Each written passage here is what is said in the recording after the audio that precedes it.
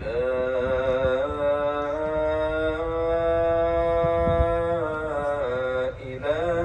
إلا الله.